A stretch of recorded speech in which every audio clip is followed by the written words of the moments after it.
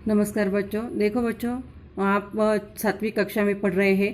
देखो लेकिन राज्य शिक्षा और संशोधन परिषद इनके अंतर्गत सेतु अभ्यासक्रम यानी इंग्लिश में उसको ब्रिज कोर्स कहा जाता है। ये इस तरह का 45 दिनों का एक उपक्रम जो है वो राज्य सरकार की तरफ से लिया जाने वाला है। और इस उपक्रम के तहत पिछले साल आप लोगों ने 6वीं में जो भी कुछ पढ़ाई की है गणित विषय की, उसका पुनरावर्तन करके उस पर आधारित कुछ परीक्षा जो है वो आप लोगों को देनी है, जिसके मार्क्स जो है वो आप लोगों को अंतर्गत मूल्यमापन में दिए जाने वाले हैं। तो इसके लिए आप लोगों को अभी गणित के लिए एक कॉपी बनाने की है, और उस कॉपी में जो भी आप लोगों को कुछ प्रश्न दिए जाएंगे, इस वीडियो में जो प्रश्न दिखाए जाएंगे वह प्रश्न आप लोगों को उस कॉपी में हल करने के हैं। और उसके बाद जब आप लोगों की कॉपी स्कूल में चेक करने के लिए मांगी जाएगी तब आप लोगों को दे देनी पड़ेगी। तो इसके लिए देखो, सबसे पहले आज हम लोग पिछले साल का ही कुछ रिवीजन जो है, पुनरावर्तन जो है वो करने वाले हैं। और इस पुनरावर्तन में जो आपको वीडियो दिखाया जाएगा उसके आधार पर ही आप लोगों को ये प्रश्न जो है वो पूछे जाएंगे, जिसको आप लोगों को कॉपी में हल करना है। और वह कॉपी आप लोगों को जब स्कूल से मांगी जाएगी चेक करने के लिए तब आप लोगों को लेकर आनी है। तो इस तरह का ये 45 दिन तक ये उपक्रम जो है वो शुरू रहेगा। हर दिन आप लोगों को एक एक वर्कशीट जो है वो दिखाया जाएगा, जिसमें कुछ प्रश्न रहेंगे और वह प्रश्न आपको उसी दिन गणित के कॉपी में हल करना है। तो देखो, सबसे पहले आज हम लोग देखेंगे पहला जो भाग है वो है ज्यामिति की मूलभूत संकल्पनाएं। ये भी आप लोगों ने पिछले साल पढ़ा है, लेकिन उसका थोड़ा सा हम लोग क्या करने वाले हैं, पुनरावर्तन करने वाले हैं। देखो, ये एक रंगोली का चित्र है। इस रंगोली में बहुत सारे बिंदु दिखाए गए हैं और इन बिंदुओं को जोड़कर ये रंगोली का चित्र जो है वो बना गया है। अभी देखो, बिंदु किसको कहते हैं, तो जो भी कलम या फिर नोकदार पेंसिल होती है उससे कागज पर जो भी नुकीला मतलब ये नुकीला बिंदी बनाई जाती है, उस बिंदी को ही बिंदु कहा जाता है। और ये जो बिंदु होते हैं, इन बिंदुओं को कैपिटल अंग्रेजी अक्षर से दर्शाया जाता है।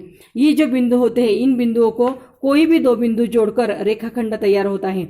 और ये जो बिंदु होते हैं, तो इसको बिंदु ए और बिंदु बी, ये दोनों इस रेखाखंड के अंत्य बिंदु होते हैं। उसके बाद ये जो अंत्य बिंदु होते हैं रेखाखंड के, उनको दोनों तरफ बढ़ाया जाए, उनको आगे की तरफ और पीछे की तरफ अगर बढ़ाया गया और फिर उसको तीर लगाया गया तो फिर उसको रेखा कहा जाता है। रेखाखंड का वाचन रेखाखंड ए बी या फिर रेखाखंड बी ए इस तरह से भी किया जाता है। और उसी तरह रेखा जो होती है, इस रेखा को दोनों तरफ से तीर दिखाए जाते हैं और इसीलिए रेखा का वाचन रेख ए बी या फिर रेखा बी इस तरह से किया जाता है। रेखा का वाचन जो होता है, रेखा का वाचन वो मतलब एक अक्षर से भी किया जाता है। जैसे कि यहाँ पर एल, स्मॉल एल दिखाया गया है, तो ये एल मतलब यहाँ पर रेखा एल, इस तरह से भी इसका वाचन किया जाता है। या फिर रेखा पी क्यू, इस तरह से भी इसका वाचन किया जाता है। उसके बाद आता है किरण। किरण जो होता है, यहाँ पर सूर्य से निकले हुए किरण, टॉर्च से निकले हुए किरण, उसका जो प्रकाश होता है ये किरण दर्शाता है। किरण जो होता है वो अंत्य बिंदु से लेकर दाई तरफ या फिर बाई तरफ जो है वो बढ़ता जाता है। इसका पी जो है वो उसका आरंभ बिंदु होता है। आरंभ बिंदु से किरण जो है वो आगे की तरफ क्या होता है, बढ़ता जाता है। तो इस आकृति में किरण पी क्यू इस तरह से उसका वाचन किया जाता है। तो इस तरह से ये 4 संबोध जो है वो हम लोगों ने यहाँ पर देखा है। यहाँ पर किरण पी क्यू इस तरह से वाचन किया जाता है, किरण क्यू पी इस तरह से वाचन नहीं किया जाता।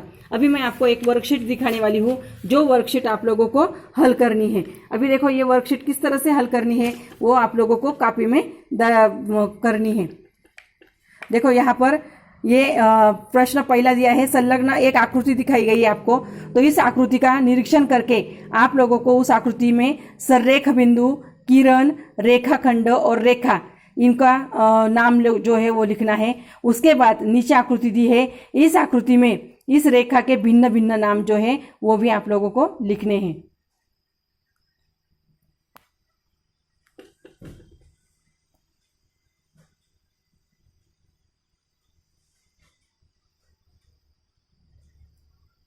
ये इस तरह का ये आप लोगों को पहला असाइनमेंट रहेगा, यानी वर्कशीट रहेगा, जो आप लोगों को अपने कॉपी में हल करना है। इसके लिए मैंने 2 प्रश्न दिए हैं सिर्फ, कि इस आकृति का निरीक्षण करके आपको सररेख बिंदु, किरण, रेखाखंड, रेखा, और इस दूसरे प्रश्न में ये जो रेखा दिखाई गई है उसके भिन्न भिन्न नाम आपको लिखने हैं।